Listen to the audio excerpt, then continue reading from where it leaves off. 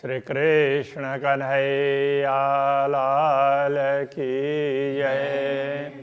श्री निजानंद स्वामी की श्री प्राणनाथ प्यारे की जब हक बिना कछु न रखे तब बुझ भई कल में। जब यूं कलमा जानिया तब बका होत तिन से। तब बका होत तिन से। श्री कृष्ण कन्हैया लाल की जय। ब्रह्मात्माओं का रहन सहन किस प्रकार से होता है, ये प्रसंग बता रहे हैं। कतेब ग्रंथों में मोमिनों के विषय में कहा गया है और अभी उस परंपरा के लोग तो जो भी दुनिया में दुष्ट कर्म करें उनको मोमिन समझते हैं। तो यथार्थ में प्राणनाथ जी समझाते हैं कि वो तो उत्तम प्रकार की आत्माएं होती है जो दुनिया में सबको मार्गदर्शन देती है, खराब नहीं करती। ये मोमिनों की शरीयत छोड़े ना हक को दम। तो ब्रह्मात्माओं के कर्म तो ऐसे ही होते हैं। वो एक दम का तात्पर्य एक श्वास, इतनी देर भी वो परमात्मा को नहीं भूलती है। अरस वतन अपना जान के छोड़े ना हक कदम। परमधाम अपना घर है ऐसा समझ करके परब्रह्म परमात्मा के चरणों को कभी भी नहीं छोड़ती है। मोहम्मद ईसा इमाम बैत बका निशान। तो ब्रह्मात्माएं क्या समझती हैं? मोहम्मद ईसा और इमाम, जैसे ये तो उसमें कतेब ग्रंथों के आधार पर समझा रहे हैं ना, इसलिए उनके ही ग्रंथों में जिस प्रकार उल्लेख है उसके अनुसार कह रहे हैं। मोहम्मद ईसा और इमाम। रसूल मोहम्मद ने मोहम्मद के 3 स्वरूप की बात कही थी। वैसे तो जितने भी पैगंबर हैं सारे ही मोहम्मद हैं, किंतु अंतिम समय में आने वाले 3 स्वरूप ऐसे करके उन्होंने बोला। तो उनके अनुसार कहें तो रसूल और उसके बाद यहाँ पर सतगुरु और प्राणनाथ जी के लिए कहा है। तो मोहम्मद ईसा और इमाम ये तीनों बैत बका निशान। तो इन तीनों को इन तीनों के द्वारा परमात्मा का संदेश दुनिया में आया है, इस प्रकार समझते हैं। और बैत का तात्पर्य होता है घर, बक्का निशान। तो अखंड घर, बक्का अखंड, तो अखंड घर परमधाम। तो वो उसका यही लोग स्पष्ट करके समझाएंगे। सोई 3 सूरत मोहम्मद की। तो ये तीनों स्वरूप है, ये मोहम्मद के ही स्वरूप है। देखावे अरश रहमान। और ये तीनों मिल करके जैसे अखंड घर को बताएंगे, ऊपर कहा था, तो नीचे ये कहा कि ऐसे अखंड घर के स्वामी परमात्मा की भी पहचान करवाएंगे। दुनी केवला करे पहाड़ को और हक तरफों में ना है। दुनिया पहाड़ को ही केवला बोलते हैं, पूज्य, कोई भी तीर्थ स्थान, पवित्र स्थान, पहाड़ को ही पवित्र स्थान मान करके उसको पूजने लगे। अब ये क्या है कि मक्का के पास में 2 पहाड़ हैं ऐसा करके बताया गया। तो उन पहाड़ों को, अभी तो कोई पहाड़ नहीं है, तो छोटे भी नहीं, ऐसे थोड़े बड़े पत्थर हैं, उनको ही अभी पहाड़ बोल करके दिखा देते हैं। तो उसके ऊपर भी छत लगी हुई है। तो अब कितने बड़े होंगे? 1 मंजिल 2 मंजिल के होंगे। तो उसको उन पहाड़ को वो उनकी पूजा करते हैं। वो हज करने जाते हैं तो उनकी उसकी भी बंदगी करते हैं।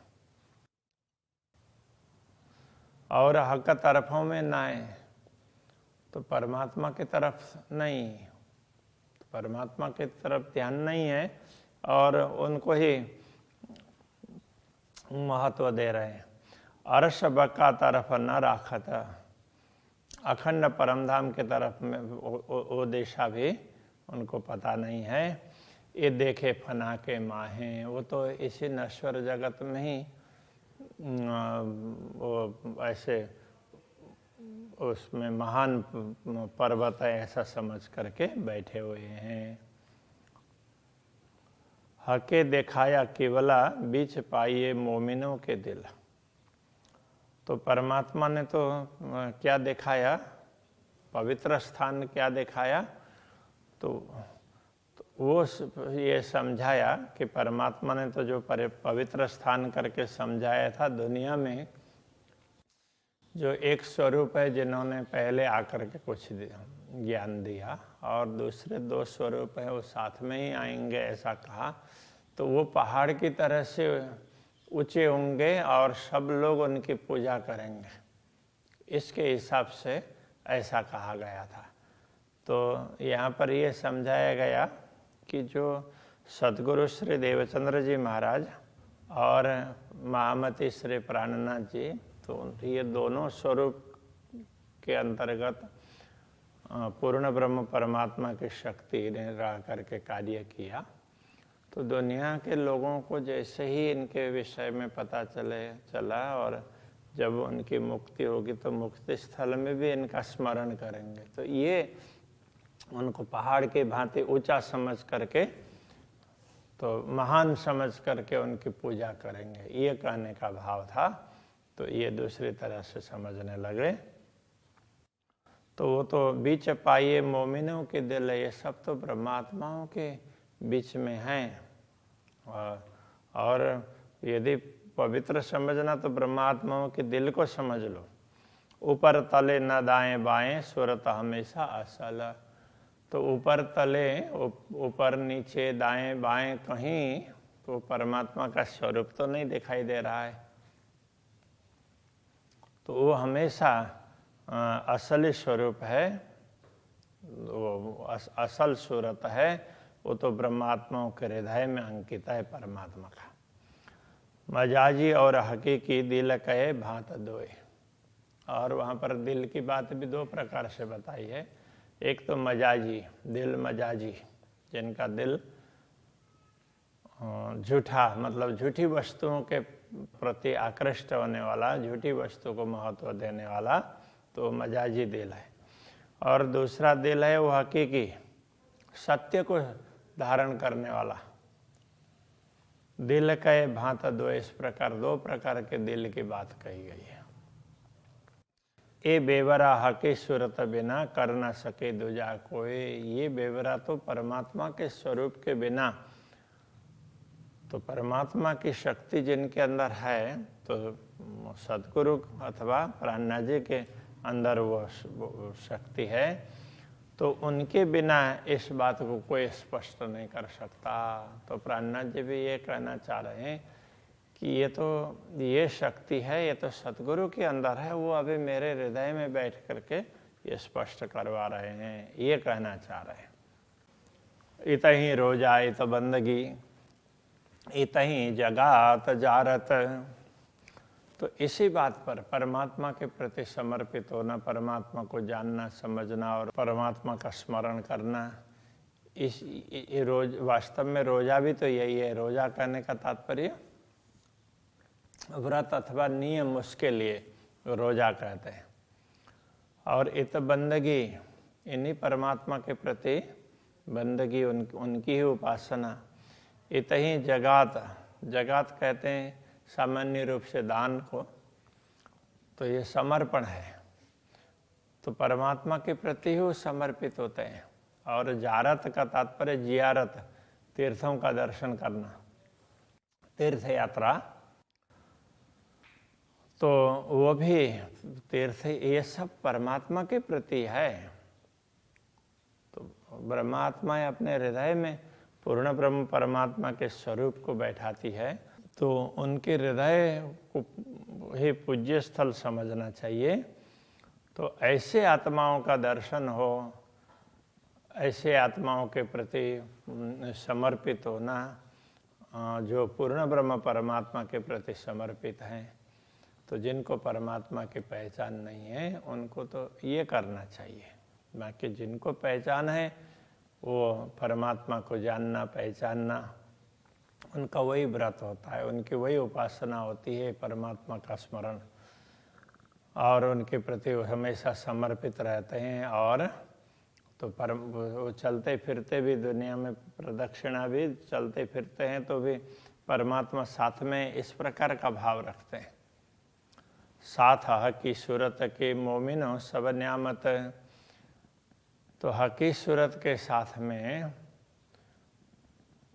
परमात्मा है तो वो इस स्वरूप के साथ में है, तो इनके माध्यम से दुनिया का कार्य करवा रहे हैं। इसलिए मोमिनो सब नियामत, ब्रह्मात्माओं के नियामत है वो यही है। नियामत का अर्थ होता है संपदा।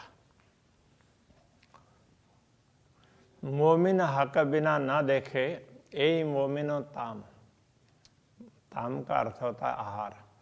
तो ब्रह्मात्माओं का आहार क्या है? बस वो परमात्मा का दर्शन करे, उसी से तृप्त हो जाती है, तो वो उनका आहार है। बंदगी तवाफ सब इतही, इसलिए बंदगी नमन करना, उपासना करना, जो भी कहें, और तवाफ, तवाफ बोलते हैं प्रदक्षिणा, तो बस तो वो परमात्मा की ही बंदगी करेंगे, उनकी उपासना करेंगे, और दुनिया में चलते फिरते कहीं भी हो तो परमात्मा को साथ में रखेंगे। मोमिनो इतही आराम, ब्रह्मात्माओं को परमात्मा में ही शांति है। परमात्मा का स्मरण करना, उनका चिंतन करना, वो हमारे साथ में उस प्रकार का भाव रखना, उसी में उनको शांति है। खाना पीना सब इतही मिलाप मजकूर, तो परमात्मा की चर्चा करें, बस वही खाना है उनका, वही पीना है, बस वही आहार विहार, भूख प्यास वगैरह उसी से मिटती है। तो परमात्मा का स्मरण कर रहे हैं, परमात्मा की बात होती है तो दूसरा देह का भाव रहता ही नहीं है, भूख प्यास वगैरह उसका पता ही नहीं चलता है। इतही मिलाप मजकूर, और परमात्मा का मिलाप कर, परमात्मा से मिलना और उनसे बातचीत करना, तो वो परमात्मा ही कर सकती है। इतही पूरा न दोस्ती, इन्हीं परमात्मा के प्रति उनकी पूरी दोस्ती होगी। इतही वर्षतः का नूर, तो यही उनको ये लगता है कि वो चलते फिरते कहीं भी पूर्ण ब्रह्म परमात्मा की ही कृपा बरस रही है, सब कुछ उनको परमात्मा ही मय दिखाई देता है। स्वरूप ग्रही हक का, अपने रूह के अंदर परमात्मा के स्वरूप को अपने आत्मा के अंदर बैठा लेती है। कहने का तात्पर्य अपने हृदय में बैठाती है। पूर्ण स्वरूप दिलाया तब दो उठे बराबर, इस प्रकार पूर्ण ब्रह्म परमात्मा का स्वरूप हृदय में अंकित हो जाता है, तो दोनों का तात्पर्य, दोनों उठते हैं का मतलब जागृत होते हैं बराबर एक साथ में। तो ये आत्मा जागृत होगी सुरता, और परात्मा तो वो भी अपने स्थान में जागृत हो जाएगी। इस प्रकार से आत्मा जागृत होती है। ये शरीयत अपनी मोमिनो, हे ब्रह्मात्माओं, यदि तुम अपना कर्म समझते हो तो ये तुम्हारा कर्म है, इसको अपना कर्म समझ करके करो। और है हकीकत, और यही यथार्थ बात है। क्यों न विचार के ले वही हक आदि बैठे तखत, तुम ऐसा विचार क्यों नहीं करते हो? तुम्हारे सम्मुख ही पूर्ण ब्रह्म परमात्मा सिंहासन में बैठे हुए हैं। दूसरी बात, तुम्हारे हृदय में पूर्ण ब्रह्म परमात्मा सिंहासन में बैठे हुए हैं, तुम्हारे हृदय रूपी सिंहासन में उनका स्वरूप अंकित है, उसको तुम समझ लो। जो कदी दिल में हक लिया कछु लिया न प्रेम मजकूर। यदि कोई ये समझ लें कि मैंने तो एक बार दिल में परमात्मा को बैठा लिया किंतु कभी उनके साथ में प्रेम से बात नहीं की, केवल औपचारिकताएं मान ली, परमात्मा दिल में है, बाकी दिल में है तो उनसे बातचीत होनी चाहिए, उनसे हम अलग हैं इस प्रकार का भाव भी नहीं होना चाहिए। क्यों कहिए ताले मोमिन जाको लिखा बुलंदी नूर। तो परमात्माओं के भाग्य के विषय में क्या कहें, तो जिनके लिए ये लिखा गया है कि उनका भाग्य तो बहुत ऊंचा है, बुलंदी नूर, ऊंचा से भी ऊंचा, ऐसे दिव्य परमधाम का भाग्य है। उनके विषय में तो दिव्य परमधाम, उनके भाग्य में तो परमधाम है, तो इसलिए उनके विषय में क्या कहें। ये हकीकत मोमिनो और ले न सके कोई, ये यथार्थता, ये यथार्थ बात है, किंतु दूसरे लोग इस बात को समझ नहीं सकते। बेशक होए बातें करे तो मजकूर हजूर होए। जो संदेह रहित होकर के परमात्मा की बात करेंगे, ब्रह्म चिंतन करेंगे, तो वो मजकूर हजूर होए, तो वो परमात्मा के सम्मुख होकर के उनसे बातचीत करेंगे। इस प्रकार जो आत्माएं जागृत हो जाती है वो निश्चित रूप से पूर्ण ब्रह्म परमात्मा के साथ में बातचीत करती है। तो इसलिए वो मजकूर वार्तालाप हजूर होए, हजूर मतलब सम्मुख होकर के बातचीत करेंगे, पूर्ण ब्रह्म के सम्मुख ही पहुंच गए हैं, इस प्रकार समझ करके बातचीत करते हैं। जो तुम ले हकीकत हक की, यदि पूर्ण ब्रह्म परमात्मा को तुम समझते हो या तो उनकी यथार्थता कुछ जानना हो, तो मौत का पी शरबत, तो पहले तो मौत के शरबत को पी लो। मौत का शरबत कहने का तात्पर्य यहाँ हम शरीर को लेकर के स्वयं समझे हुए हैं, तो इस देहाभिमान को अथवा देहात्म बुद्धि को पहले मिटा दो। मुए पीछे हो मुकाबिल, इस प्रकार मरने के बाद में तुम मुकाबिल होना मतलब सम्मुख होना, प्रत्यक्ष रूप में तुम परमात्मा का अनुभव कर पाओगे। तो कर मजकूर खिलवत, यदि ऐसा होगा तो तुम खिलवत एकांत में पूर्ण ब्रह्म परमात्मा से बातचीत करने लग जाओगे।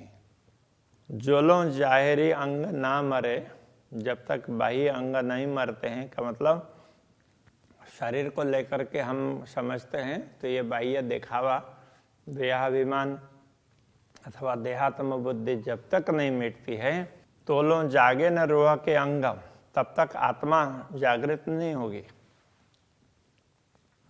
ए मजकूर रूह अंग हो वही अपने मासूक संग, जब आत्मा जागृत हो जाती है तो आत्मा ही रूह अंग, वही पूर्ण ब्रह्म परमात्मा से बातचीत कर सकती है अपने मासूक के संग, अपने मासूक स्वामी के साथ में। कौल फैल आए हाल आई, तब मौत आई तो है। कौल का मतलब वचन के अनुसार कर्म, और उसी के अनुसार उनकी मनस्थिति होगी, जो सब परमात्मा परक होगी। मन वचन कर्म से परमात्मा का स्मरण होगा। तब मौत आई तो ये, तब जो तुम्हारी मृत्यु आएगी, कहने का तात्पर्य तुम्हारा देहाभिमान मिट जाएगा, शरीर को लेकर के मैं समझते हो अहंकार सब मिट जाएगा। तब रूह की नासिका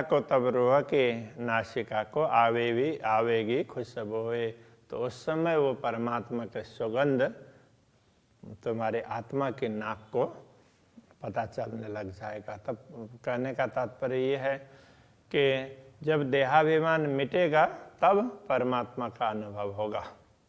रूह नयनों दीदार कर, रूह जुआ कसों बोल, इसलिए आत्मा की आंखों से देखो और आत्मा की रसना से बातचीत करो, मतलब आत्मा से सब कुछ करो। रूह कानों हक बातें सुनो, आत्मा से परमात्मा की बातें सुन करके आत्मा के कान से यही पटरुआ का खोला। इस प्रकार आत्मा के ऊपर जो आवरण लगा हुआ है अज्ञान का, उसको खोल करके, उसको दूर करके आत्मा से अनुभव करो। आत्मा की आंखों से देखना, आत्मा के कानों से सुनना और आत्मा की वाणी से, जिह्वा से बोलना, ये समझाना चाह रहे हैं। श्री कृष्ण कन्हैया लाल की जय। यही पटरुआ का खोला, रूह नैनो दीदार कर,